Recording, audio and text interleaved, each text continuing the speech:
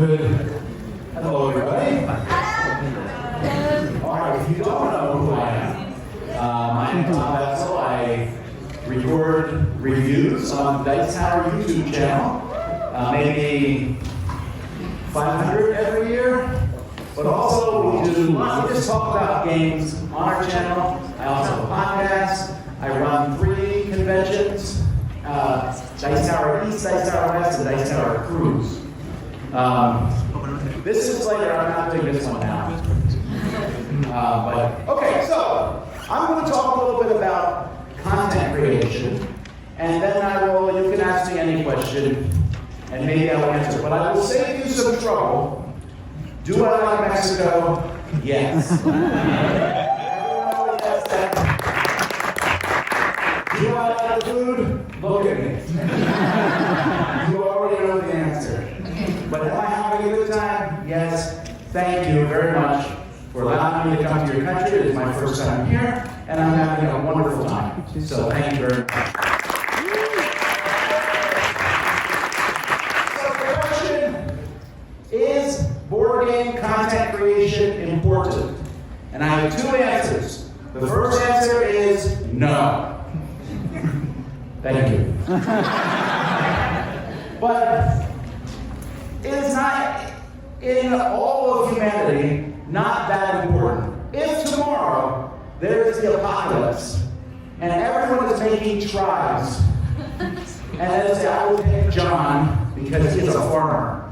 I'll pick Max, he is good at building. Someone says I will pick Tom Vasel because he reviews board games. Not so useful, possibly.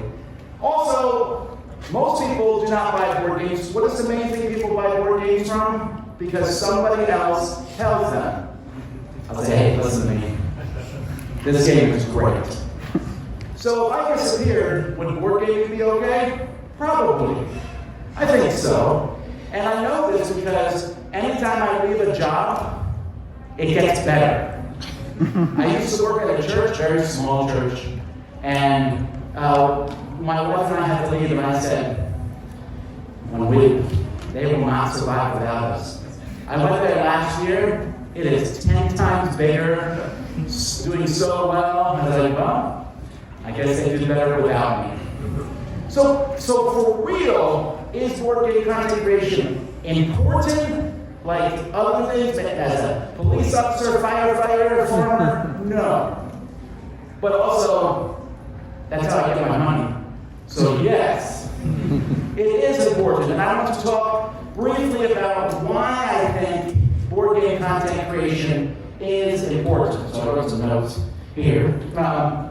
First of all, and this is an easy answer, why is it important for board game content creation? Because right now, there's more board games than people. Maybe not that many, but there are so many games.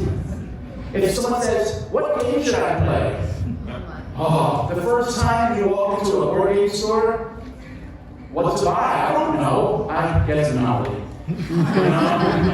So there's so many things out there that a board game content creator can help say, here, I will help you find the best ones for you. Because there's just so many things to see and do. Imagine if you never watched any movies, ever. And you said, today I'm going to watch a movie. Which one? I will look at Netflix. There's so many. So then you would go maybe say, what are the 10 best movies to watch? And so content creator can help you find what is best for you because there's so much out there.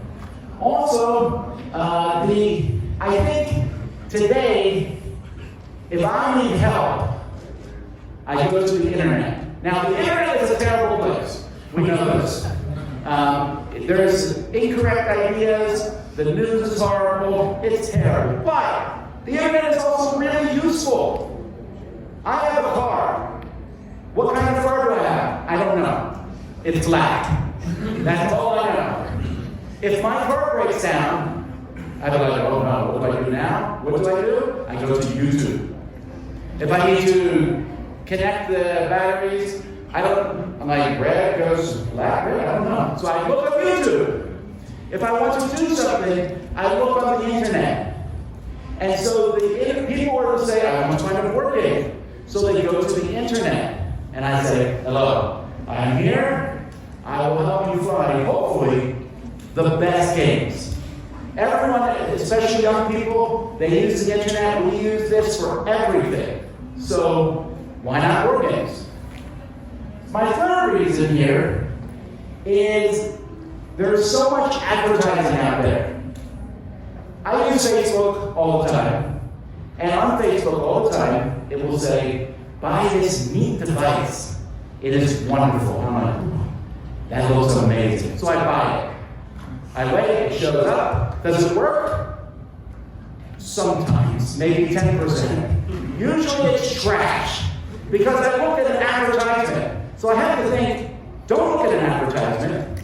Look at what people say. I buy a lot of things. I buy video cameras, I buy things for my wife, and I always say, don't look at the advertisements, because advertisements say, this is wonderful. This hamburger is very big. And then you buy it and you go, I don't think so. This is too small. So the advertisements are everywhere, especially with board games, right? You go online, Kickstarter, they say, this is the best game. This game will cure cancer. If you buy this game, you will never play another game. It is amazing. John, is this game good? It's fantastic. Susan, amazing. Everyone, you're like, this must be good. But it is all advertising. And that is not helpful. Everything is good. And they say, buy it now, or you'll never see it again. Also, if you buy it now, you'll get it in 4 years. But so the reviews help people find and say, okay, ignore the advertising and see what is actually true. Also, it helps the unknown game. I want to help, and I think board game creators, I want to help people. If you have a game and say, no one ever plays this game, but it is amazing. How do I get people to find out about this amazing game? Have you ever played a small game that is amazing, but nobody knows about it? Everyone here has played that, right? Many of you say, I designed it. I will show you later, Tom. But that happens all the time. A small game, and so board game content creators can say, oh, I will take this and show it to the world. Because if you have a small game, it's hard because everyone is talking about the big games, right? Everybody is talking about Zombicide. Everyone is talking about Ticket to Ride. No one is talking about Tom Vasel's terrible fish game. But I want you to play Tom Vasel's terrible fish game. So we can help make it more important. Also, I like this because I think board game content creators, which I think we are, I think we help grow the hobby. A lot of people, how do you find out about games? Everyone has a different story. I have played games since I was a small child. But most people play games, and then how do you find new games? It used to be, you go to the store, a board game store, Heaven, Hearts, and you play the games. But that doesn't happen as much anymore. How do people find out about anything? They find out on the internet. You see this game, like, what is this weird game? I will look it up. And we want to make board gaming bigger. Board gaming is growing every year, and it is growing internationally. There are more people playing board games all the time because everyone is tired of everyone, by the way, hang on. See, everywhere I go, people are doing this, and we want to say, I want to be with people. And so we can help and say, there are great games out there. Play them. If you don't want your first game, I'll be like, ooh, I want to play board games. Here, come play this game. It's 8 hours. You will love it. Here's the rule book. It is 200 pages. And the person says, I have to go to the bathroom. And they never come back. We want to help people find a good game for you. Maybe you like birds. Wingspan. Do you like trains? Ticket to Ride, sort of. But whatever you like, there is a game for you. We can find this game for you, and this will help grow the hobby. But more than growing the hobby, and this is important to me, it helps create a community. I have met you all here because of board games. If it wasn't for board games, I would never have come to Mexico. Well, I mean, it's a wonderful place, but we meet people all over the world, and we make really great friends because of board games. I have a lot of people I know. I have a lot of people I know in my church. I have my neighbors. I have my family. But my friends, many of them, some of my best friends I met because of board gaming. And so I want to push it out there and I say, hey, do you like games? John also likes games. Here, let's talk together. And it's wonderful. And so it creates a community, and we have seen that even with the Dice Tower. So the Dice Tower, we have multiple communities. Some people on Facebook, some people on Discord, at conventions, just getting together. I can go to any city in the world almost, and I know somebody there is a board gamer. And I say, I'm visiting, where are the board gamers? Find me. And we can meet, and it's a community, and it's great. I have seen so many communities. There are many good communities. There are many bad communities. Video games, sometimes I'm like, whew, but board game communities, everywhere I go, they are the nicest people. They are wonderful. And I want to tell people about that so we can meet and spend time together. And I also think it helps globally. When I was a kid, I said, someday I will go to another country.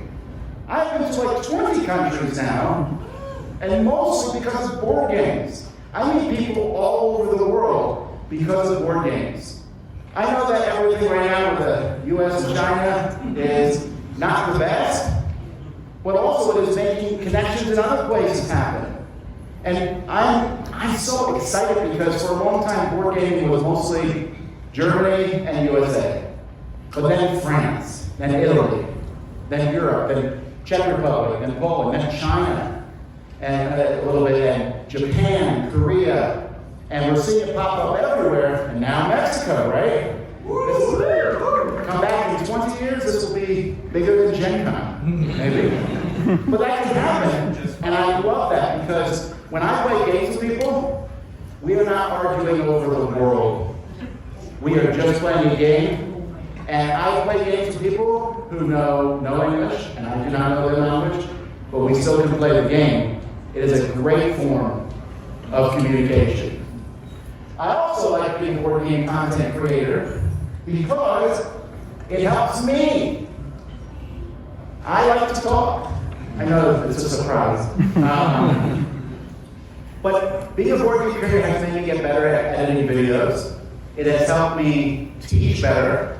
Yeah, because I like to teach board games, I like to talk about games. I have learned many things, and I like to go and learn new experiences, and board gaming has done it for me. I visit different countries. I'm here right now. I've had food I've never had before because of board games, and so I really enjoy that. And it gives me something to do that I like. I like to talk about board games. My grandmother loved Chinese restaurants. She loved Chinese restaurants. So she, in my town when I was a boy, she went to every Chinese restaurant, and she would come back and she would say, this is great, that one's terrible, this one's great. And that one that's terrible, she would wait 6 months, and she would go there again just to check. She would say, it's still terrible. But if I wanted to know a good Chinese restaurant, I would ask her.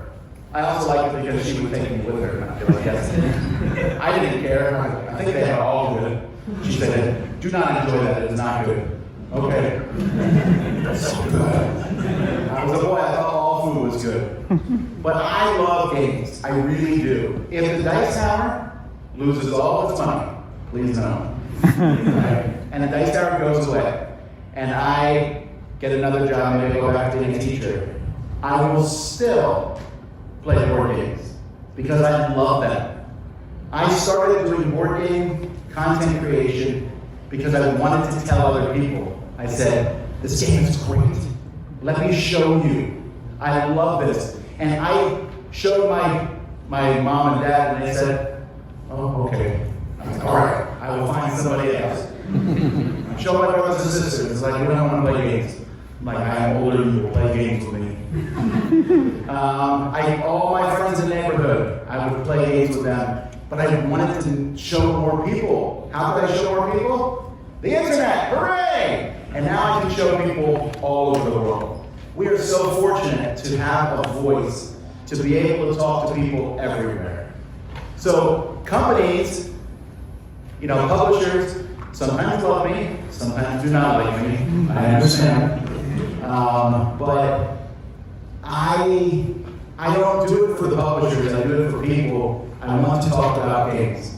I want to tell you my favorite games. I also tell you games that are not my favorites that you can find, but you might like them also. At the end of the day, I'm just excited to see what has happened. 20 years ago, or 23 years ago, I wrote my first review. I was bored. But I played a game and I wanted to tell people about it.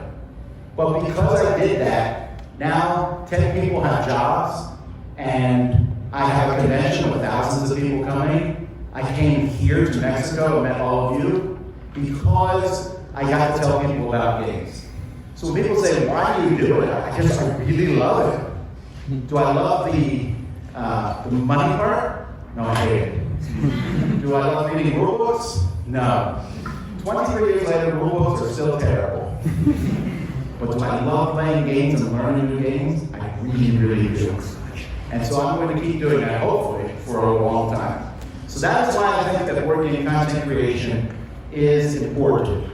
And later on today, I'm going to show some about how I think people can do it better. But I think I still have some time here. So if anyone has any questions, I would like to answer those, okay?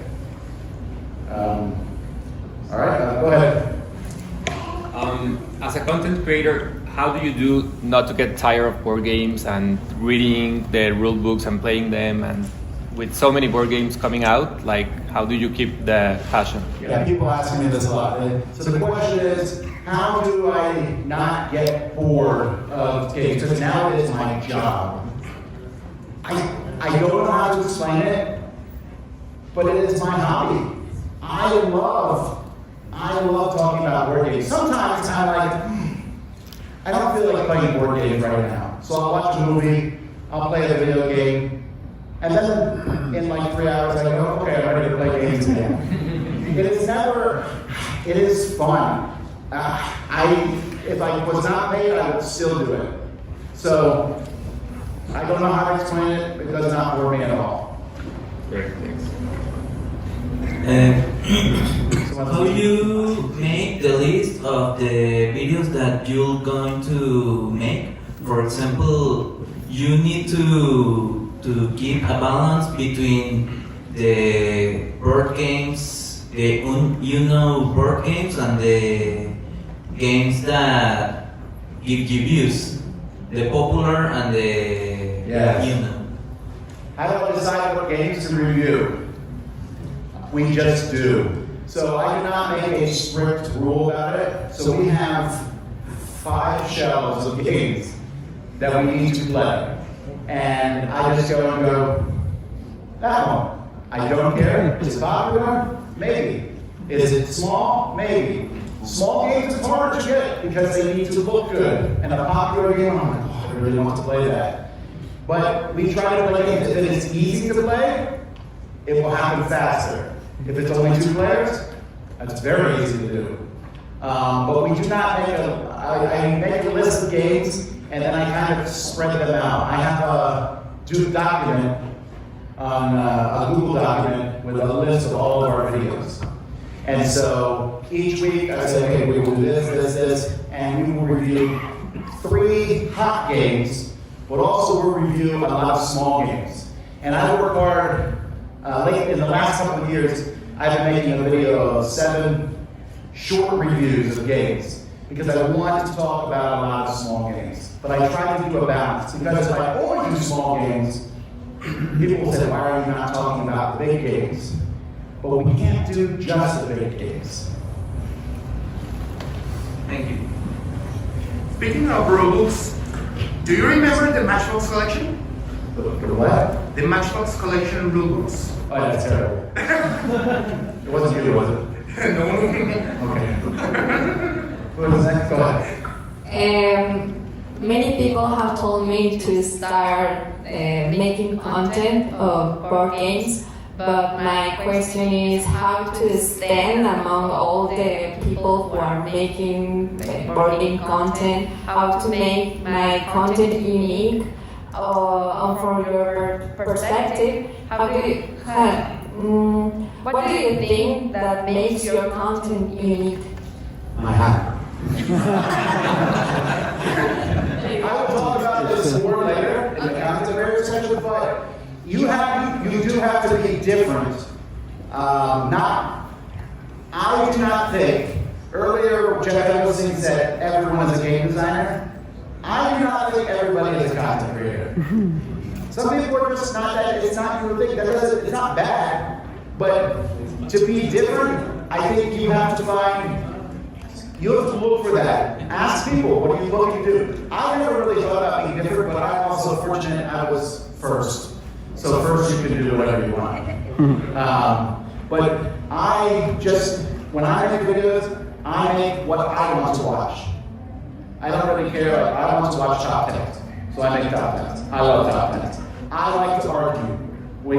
Me and my brothers and sisters, we argue our whole lives. We are still arguing. I am right, they are wrong. So I like to do videos where we argue for fun. And then people can hear both sides of you. That's always been something I like doing. But other people do things differently. And I don't know, you just have to find something a little bit different. Yes? I'm sure you probably get thousands of people getting you to review their own games, and like you, there's like the other board game reviewers. What is your recommendation to us to approach reviewers and try to get us prioritized or reviewed eventually? Yes. So first, I tower. But there are so many reviewers, but many reviewers have the same audience as other reviewers. So I would try to look for the reviewers that are different groups of people. And will they review your game? If someone asks me to review their game, I always say, maybe. I cannot promise it, because we get every year, we review on our channel maybe 700 games, but we get 2,000. We just cannot play all of them. So the best way to get review your games, first of all, make it look amazing. If your game looks amazing, it will get played so easily because people say, it must be good. Now, if your game looks amazing and it's bad, we will be very angry. Okay? But at least we played the game. But just contacting people, like I always have people talk to me, going to conventions and meeting people. There's a lot of content creators. I will try to find the biggest content creator in each country, maybe. Say who's the biggest content creator in Chile and Germany. I will do things like that. But who is different? Some people do Instagram. I don't understand that. They're like, I will only talk for 10 seconds. How did you do that? But they have a different audience, so I try to find different people. What was mine? Yes. Hi, Tom. What do you think about the Trump tariffs versus China? I'm sorry, I don't speak English.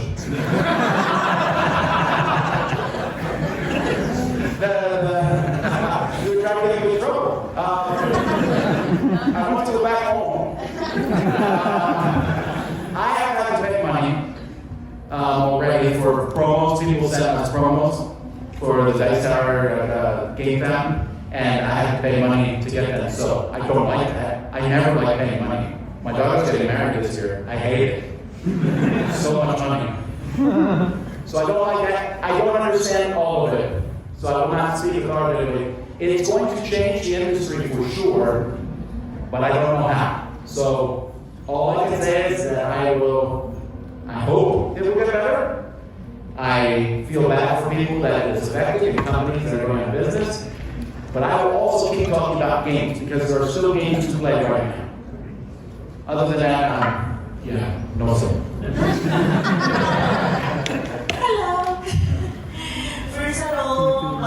Mexico. Thank you. My question is a little bit more like a curious opinion about why you think. Because right now there are a lot of changes about technologies. I'm a graphic designer, and I want to know why you think is the best channel of communication for making reviews, like a podcast and things right now. Or why you think it's gonna be the future app that you think is gonna have more push off in the way what I continue to do? Like it's gonna be more important. I wish I knew the future. I am very lucky. I used to write reviews. You can still find them. I wrote maybe 1,300 reviews. And then one day, I got a computer with a video camera and I said, oh, I'm so tired of writing. I want to talk. So I did YouTube, and I was lucky because YouTube is big technologically. What is next? I don't know. I thought maybe it was,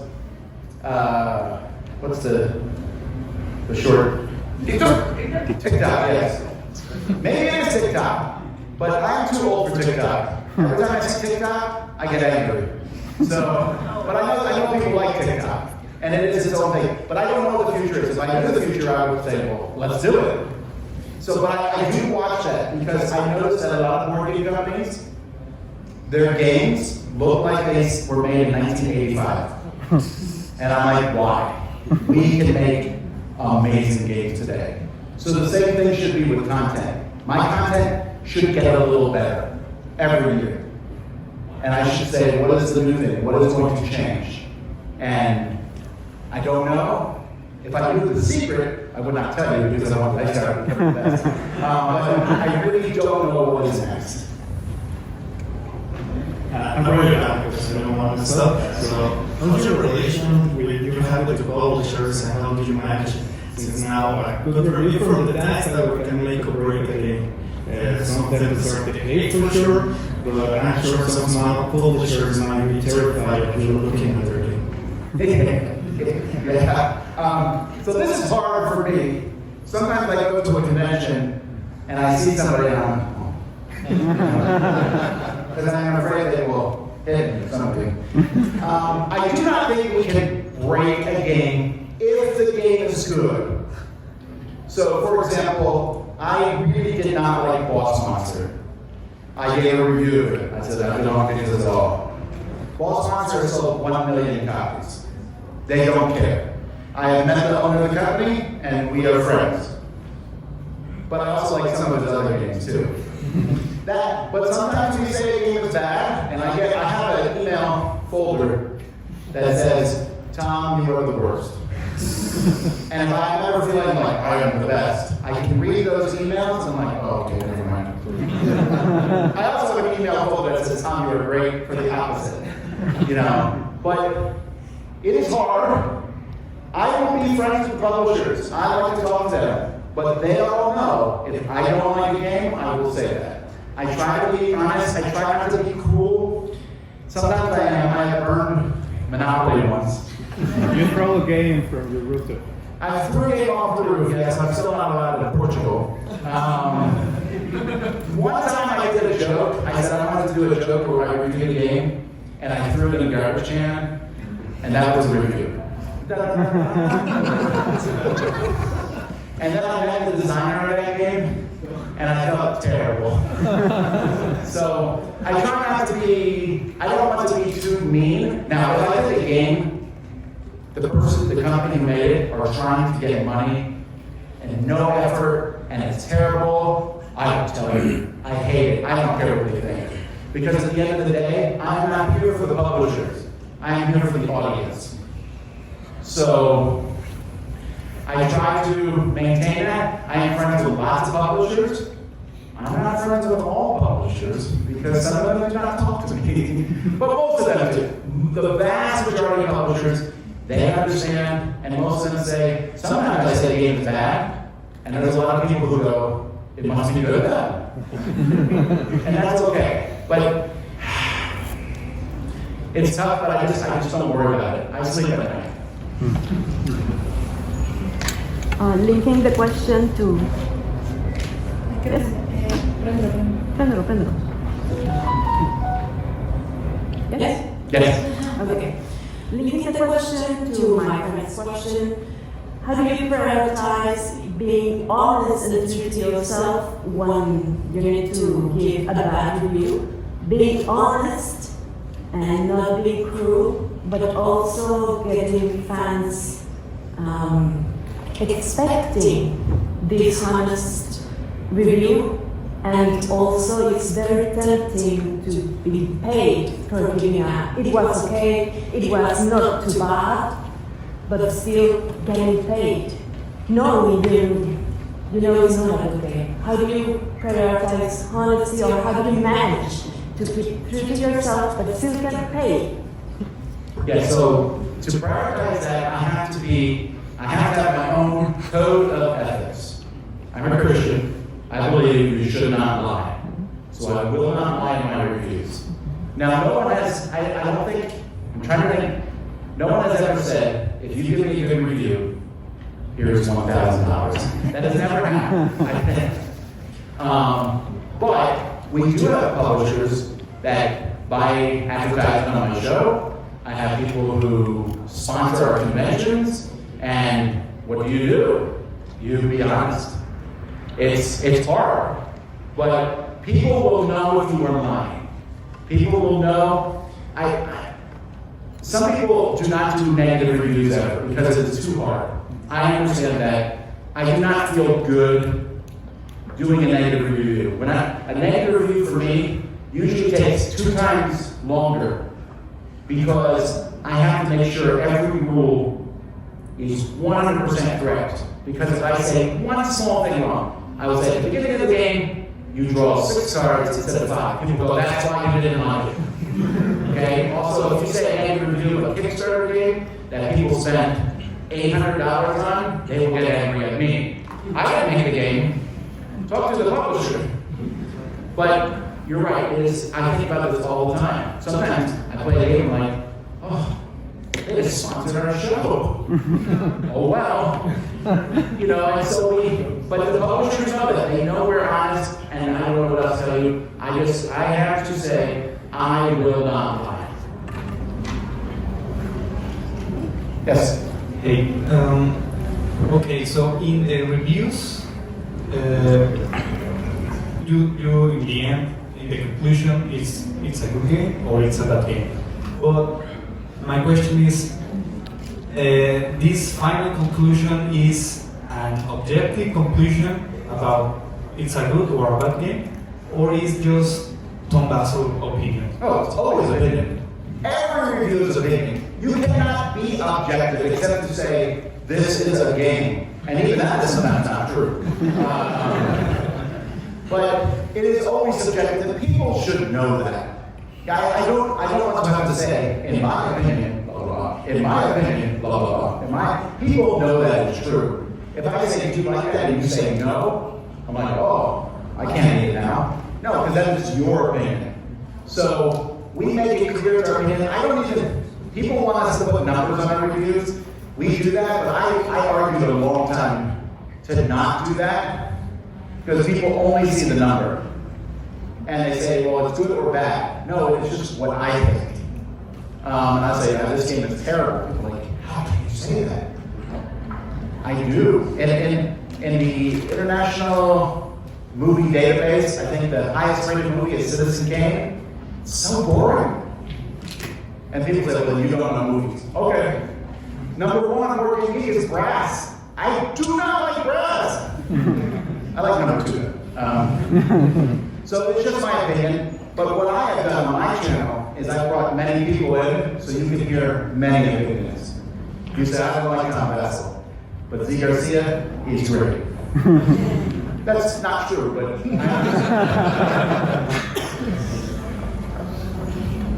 Hi. Yes. Hello. Yeah. Hi. So, as a designer, we are always trying to make the best games, the more attractive ones, because at the end of the game, it's a product. So, what are the main things that make you take a look at those games? Like the thing that is oh, this seems interesting. So let me check. Let me make a review about it, or let me just play a game, because I know that over here we have like a lot of designers, and we are trying to make like the best product possible. So what are those things that make you take a look at them? Well, that's not your job. That's the publisher's job. Your job is you should be able to explain the game and get me excited in maybe 30 seconds or 1 minute. Sometimes people say, let me tell you about my game. And I'll say 1 minute. They're like, I can't. Well then, sorry. You should be able to explain it. But the publisher, number one for me is always box cover. In America, we have a phrase, do not judge a book by the cover, but I always do. I judge food. I'm not eating that. You know, sometimes I'm wrong. Sometimes a game that is boring, looks boring, is very fun. But I don't want you to play it. So the box cover is very important, and also I think when the game is set up, it needs to look good. That is the best way to get me to play a game. Thank you. Thank you, Tom, for this great meeting. I'm sure the audience learned a lot today, and I'm sure they enjoyed it. If you have something else to say, Oh, sure. If you were to ask me more questions outside and talk to me, I would gladly talk to you. I want to say once again, I'm very thankful. Everyone here has been very gracious. You are speaking English to me. That is so nice. Everyone says, I'm sorry, my English is good. My Spanish is horrible. Okay? So I want to say to you, thank you for letting me come. I had a fantastic time.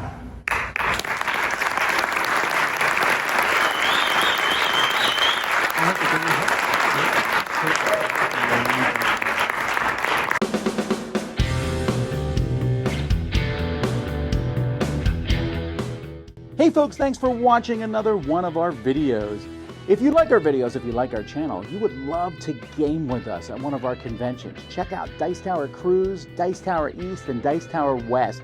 Fantastic conventions where we play games with wonderful people, a humongous library, and lots of other events and stuff. Also, don't forget to check out our channel, like and subscribe. I'm Tom Vasel.